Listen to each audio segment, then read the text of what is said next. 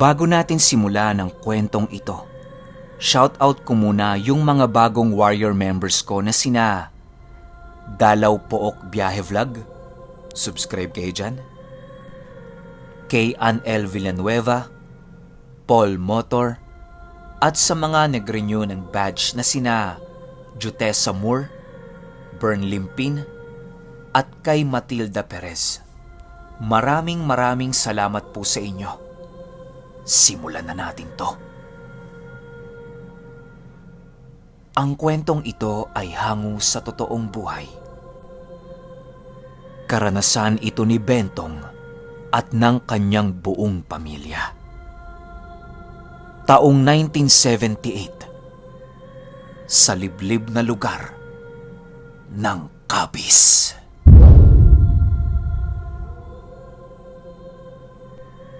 Hi po, Pinuno. Itago niyo na lang po ako sa pangalang Bentong. Nais ko po sanang ikwento niyo ang aking karanasan tungkol sa isang nilalang na ngayon niyo pa lamang maririnig sa channel niyo. Ang kwentong ito ay nangyari sa lugar ng Capiz. Nanatili kami sa lugar na yon hanggang sa ako ay tumungtong ng 21 taong gulang. Napagpasyahan kasi ng aking pamilya noong mga panahong yon na lumipat na sa Iloilo. Gawa ng nakakaramdam na din kami ng panganib sa lugar na yon. Ang tinutukoy ko na nilalang Pinuno ay kalahating kapre at kalahating aswang. Napakabangis ng nilalang na yon na halos muntik na naming ikamatay ng aking buong pamilya. Taong 1978 noong nangyari ang kaganapang yon. Masaya naman ang naging pamumuhay namin sa Capiz noong hindi pa lumilitaw ang nilalang na gumagambala sa amin.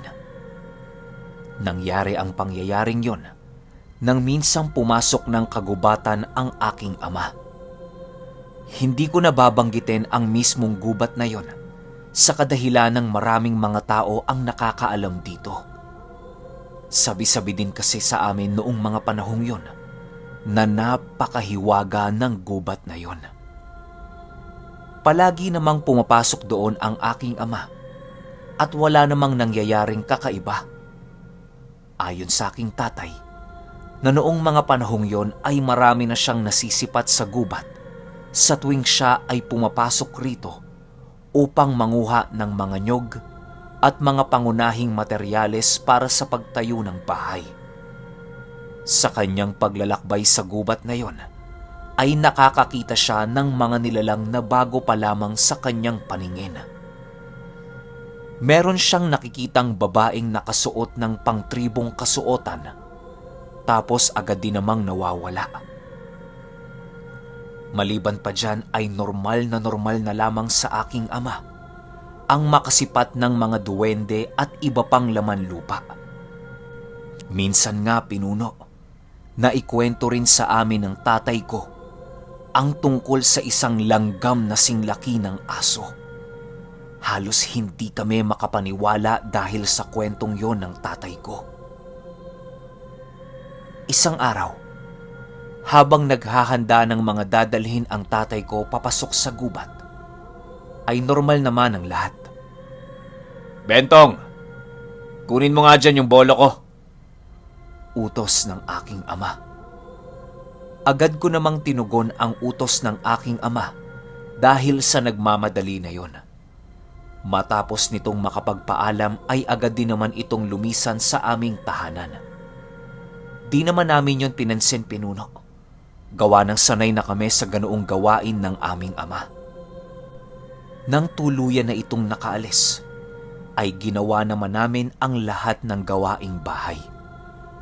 Matapos naming magawa ang lahat ng gawain, ay nagsipaglaro na kami ng aking mga kapatid. Siyempre, mga bata pa kami noong panahong yun, kaya wala kaming ibang inaatupag kung hindi ang maglaro sa aming bahay. Sumapit ang hapon ng mismong araw na yon, ay hindi pa rin nakakauwi ang aming tatay. Di naman namin yun alintana dahil baka marami lang itong kinuha sa gubat. Nang sumapit na ang 7:00 ng gabi, ay doon na nga nakauwi ang tatay namin. Pagpasok nito sa bahay ay nagulantang kaming lahat. Gawa ng wala ni isang dala ang aming ama. Pagbalik nito, napakarami din itong sugat sa katawan na hindi gaanong kalaliman. Hingal na hingal din yon, kaya nang makita ito ng aming ina, ay agaran din ang paglapit nito upang magtanong kung ano nga ba ang nangyari doon.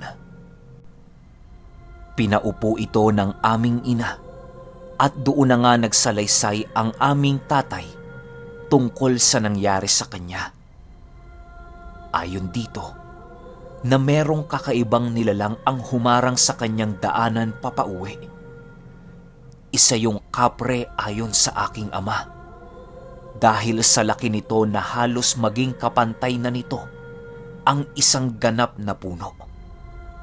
Pagharang nito sa kanyang daanan, ay agad siyang sinugod nito ng walang pagdadalawang isip.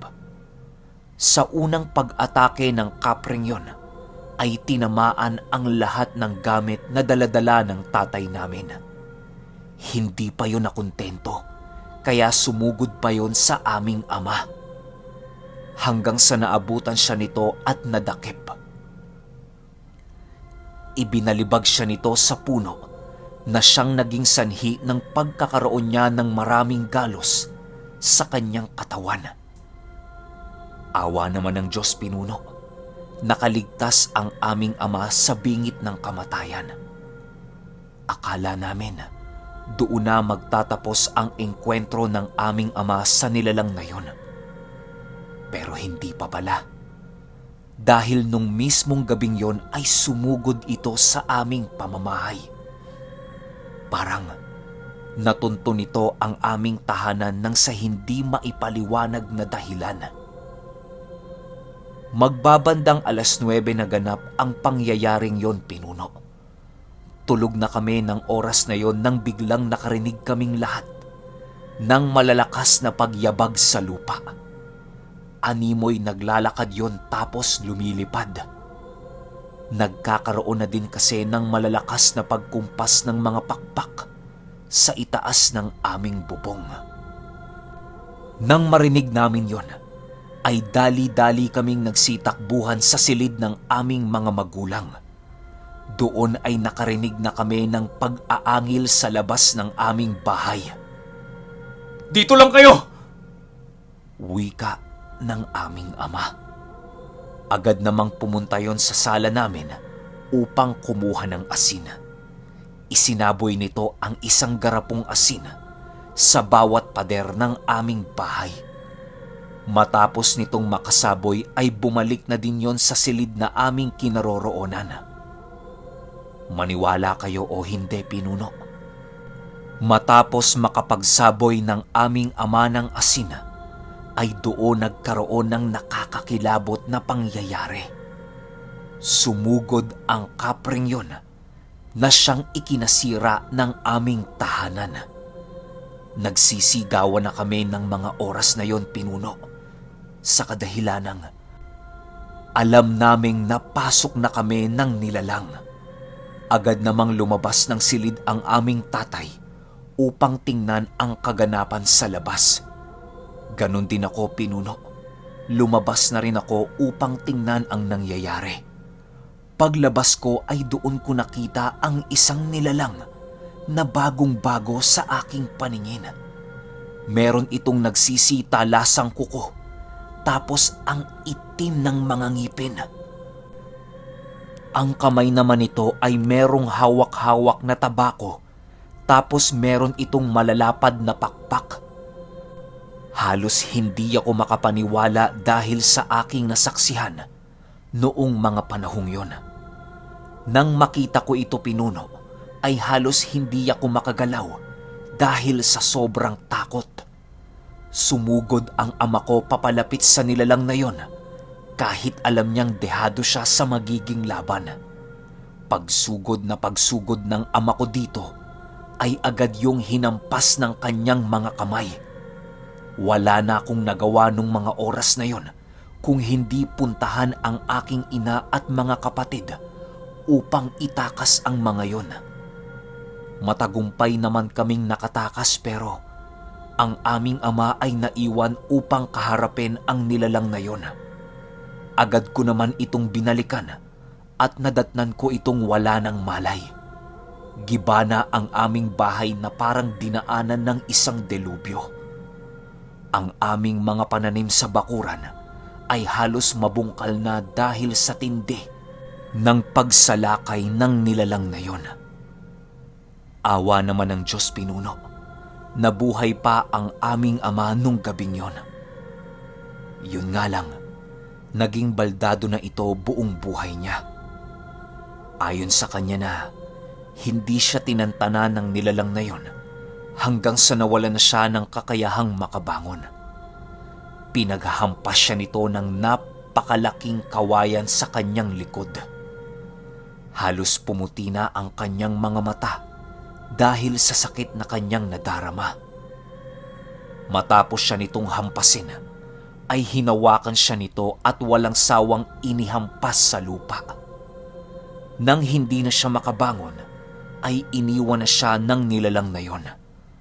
Halos hindi talaga ako makapaniwala dahil sa mga kwento ng aking ama. Pero kahit anong gawin ko ay hindi ko pwedeng talikuran ang aking nasaksihan. Magmula ng pangyayaring yon, ay hindi na kami bumalik sa gubat o maging sa bahay na dati naming tinitirhan. Nanirahan na lang kami sa mga magulang ng nanay ko hanggang sa kami ay lumaki.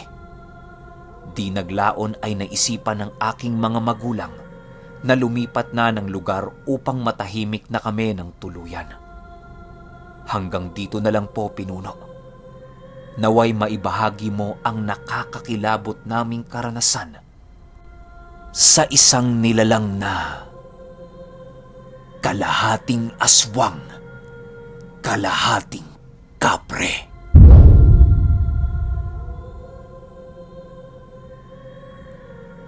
Okay, opinyon ko sa kwento ni Bentong.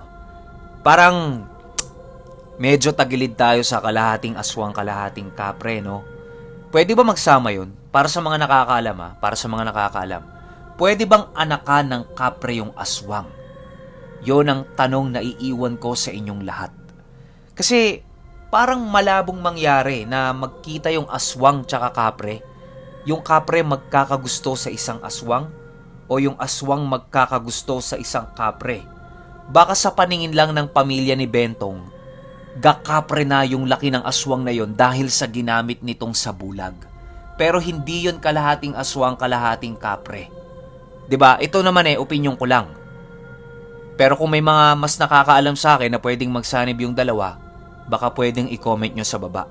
Yung may pinakamagandang comment, ilalagay natin sa pinned comment para lahat tayo maliwanagan. Pero ako, para sa akin, hindi to kalahating aswang, kalahating kapre.